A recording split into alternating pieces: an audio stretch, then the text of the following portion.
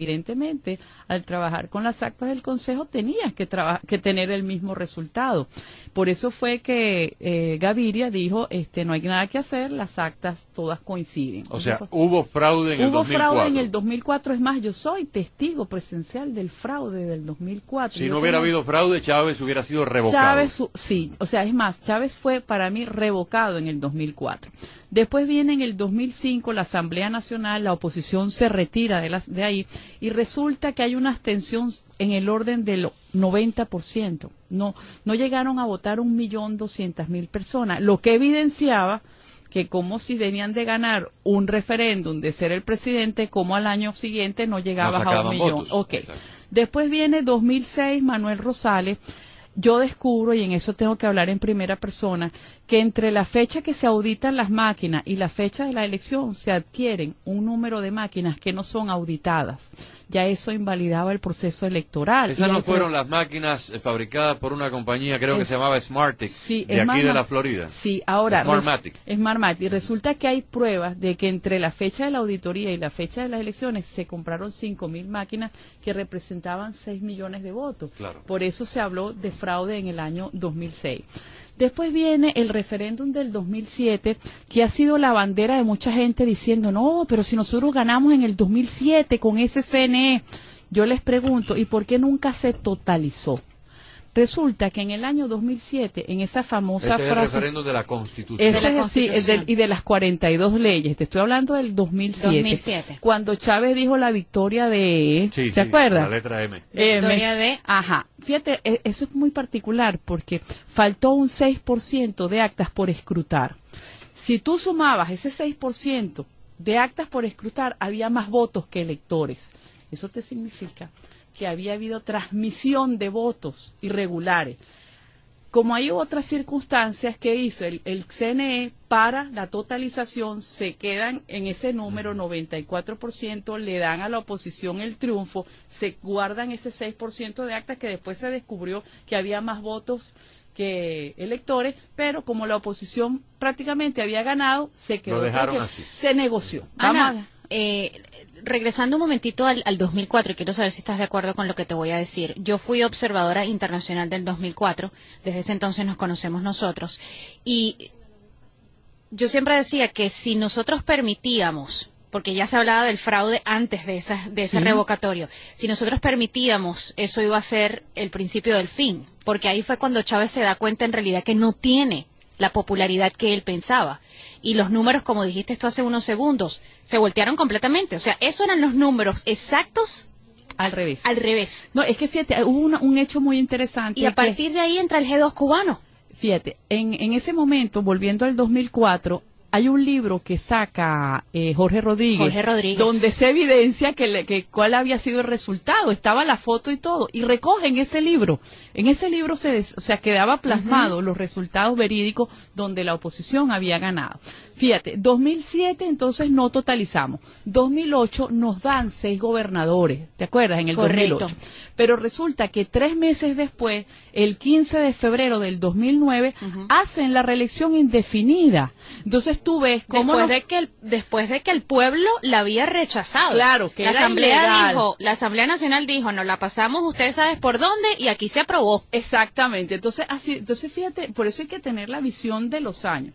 2008 nos dan 6 gobernaciones, 2009 vamos a la reelección indefinida, que era lo que realmente le interesaba al gobierno. Al gobierno no le interesaban gobernadores porque ellos inmediatamente pusieron gente en cargos superiores, hicieron le cortaron los presupuestos. Yo me acuerdo que al pobre Ledesma casi que tenía que despachar en el baño porque le quitaron oficinas y todo. Vamos entonces al 2010, Asamblea Nacional. Cambian los circuitos y, maravilla, con más votos tenemos menos diputados. Eso, cosas incomprensibles. Un país bizarro. Si tú te pones a ver, desde el año 2004 hasta ahorita, en Venezuela, lo que ha habido es una gran farsa electoral, un gigantesco fraude electoral, donde desafortunadamente la oposición no ha tenido la fuerza de imponerse, no ha tenido el carácter de negarlo, sino que ha titubeado mucho, ha dudado, y eso quizás es lo que más daño nos ha hecho. Ana, y algo que nos hizo mucho, disculpa Agustín, algo que nos hizo muchísimo daño en el 2004, la aprobación del presidente Carter. Sí. Muchísimo daño, porque eso internacionalmente, a partir de ese momento, todo el mundo, en el mundo entero, decía, ustedes viven en un país democrático. Pero este señor... Nunca en Venezuela ha existido o ningún otro país ha tenido tantas elecciones como en Venezuela. Y por eso es que él se llenaba la boca diciendo, nosotros somos democráticos. Me ha tocado una fibra muy importante, porque gracias al señor Carter, estamos viviendo hoy el proceso de Irán y el fundamentalismo islámico de los últimos 30 años, porque este señor fue el que le serruchó el piso a Mohamed Reza Pahlavi, que era el Shah de Irán. Gracias al señor Carter, América Latina tuvo la guerra civil en Nicaragua, en El Salvador y en Guatemala, porque este señor, con su política izquierdista, favoreció a los movimientos subversivos de izquierda y traicionó a los gobiernos aliados que teníamos, que eran gobiernos de derecha, imperfectos, pero eran gobiernos de derecha, y permitió el avance rojo soviético en América Latina. El señor Carter ha sido nefasto, donde quiera que ha puesto la mano, ha sido contrario a los intereses de la humanidad. Ana Tobar dice, la Venezuela que yo recuerdo no tenía medidas sociales, eso y el odio entre clases, Chávez lo capitalizó. Hace un rato un oyente decía que nos ocupamos, o sea, la Cuarta República se ocupó de los pobres. ¿Tú estás de acuerdo con eso? Yo no. Las personas que subimos a los cerros sabíamos que eso no es verdad. Sí es verdad que los pobres que los pobres estaban desatendidos. Eso es verdad. A mí también en el Consejo Nacional Electoral nosotros teníamos jornadas de inscripción, teníamos que revisar los centros de votación y teníamos que ir a los cerros y teníamos que ir a todas partes. O sea, nosotros teníamos contacto con los barrios. Y sí es verdad que había pobreza, sí es verdad que tú de repente entrabas y veías esos pesos de pisos de tierra, o sea, sí había pobreza, pero hay algo del venezolano que no había, una hermandad. Porque óyeme algo, yo por ejemplo tenía una señora que trabajaba en mi casa de limpieza y por ejemplo yo le decía, no, que me tengo que sacar la cédula, y ella me decía, doctora, mi prima trabaja de ascensorista. Es correcto. Así era el venezolano. En los venezolanos no teníamos odio social. Nosotros, una cosa era que hubiese pobreza y otra cosa es este odio, este resentimiento. Les despertó el resentimiento social porque esta gente bajó de los barrios y él se ocupó de ellos. Los infectó con el odio. Nos sacó lo más ruin y más miserable que teníamos. Por último, doctora, para pasar a la pausa, la elección presidencial de octubre, ¿fraude también? Claro que hubo fraude. Mira, esa frase, Capriles solo pierde con fraude, que fue una frase de la que se hizo, vamos a decir, un lema, era cierta. Nosotros estábamos convencidos y ya en el próximo momento te puedo hablar sobre eso. Señores, tenemos poco tiempo. Yo siempre he dicho, Capriles tenía los números, Chávez nunca pierde. Exactamente. Ese es el resumen de las elecciones. Vamos de inmediato, tenemos poco tiempo. Eduardo Vitar, de los jóvenes en protesta del movimiento Más Unido. Buenas tardes. Buenas tardes, ¿cómo están, amigos? ¿Cómo estás? Te estamos hablando Agustín, Carinés y Ana. Hola, ¿cómo están todos? Muy bien, gracias. Me imagino que por el fallecimiento de Chávez en el día de ayer, pues ustedes están adoptando un compás de espera, ¿no? Para ver hacia dónde inclinan la próxima ofensiva. Así es, ahorita estamos replegados, todos los jóvenes del país, en reuniones constantes, permanentes, donde estamos discutiendo solamente dos objetivos, ¿no? Dos escenarios posibles. Uno, que como lo estamos viendo, están dándole continuidad al gobierno con la figura de Nicolás Maduro a cargo de la presidencia de la República, y en el procedimiento número 2, que asuma Diosdado Cabello. En los dos escenarios nosotros vamos a estar en la calle, en los dos escenarios, tanto con el escenario de Nicolás Maduro como presidente de la República, porque estarían dando el Estado a la Constitución, estarían dando un madrugonazo a todos nosotros y estarían dándole peso al tema de la herencia, ¿no? Del poder.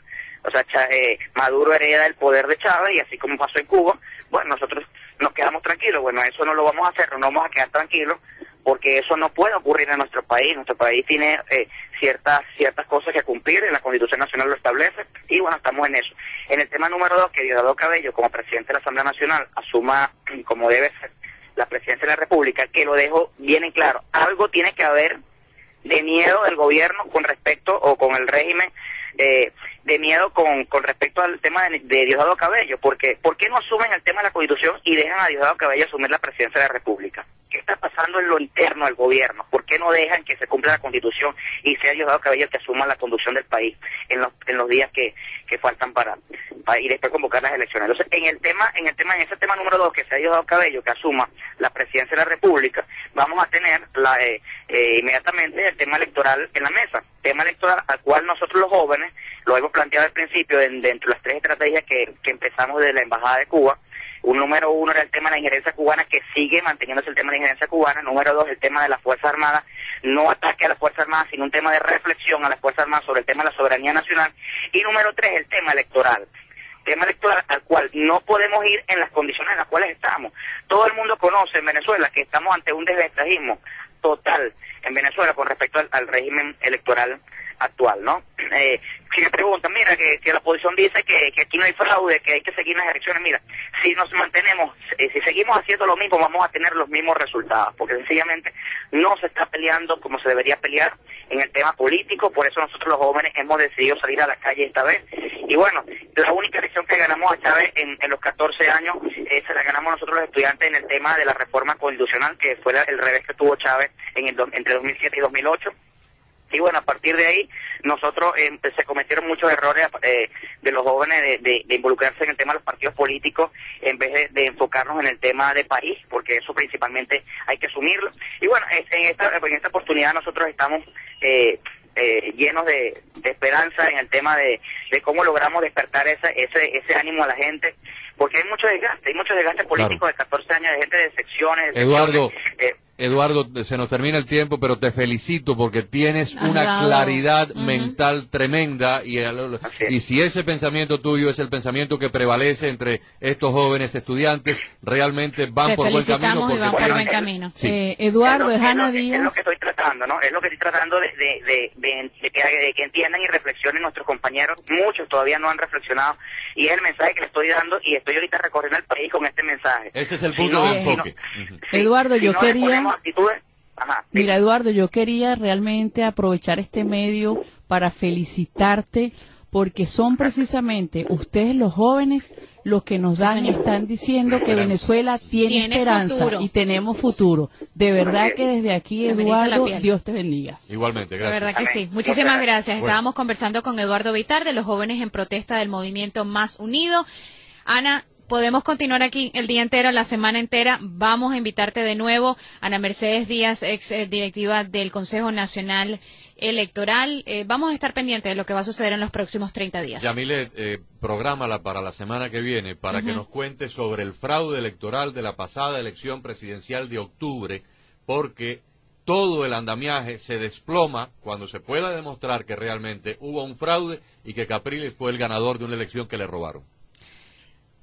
Yo creo que es un poco tarde para eso. Bueno, pero por lo menos... Es un poco tarde, ¿sabes por qué? Porque en ese momento o había que tomar una decisión, pero no aceptar. Pero por lo menos aclarar las cosas y enterarnos de la verdad. Vamos a una pausa.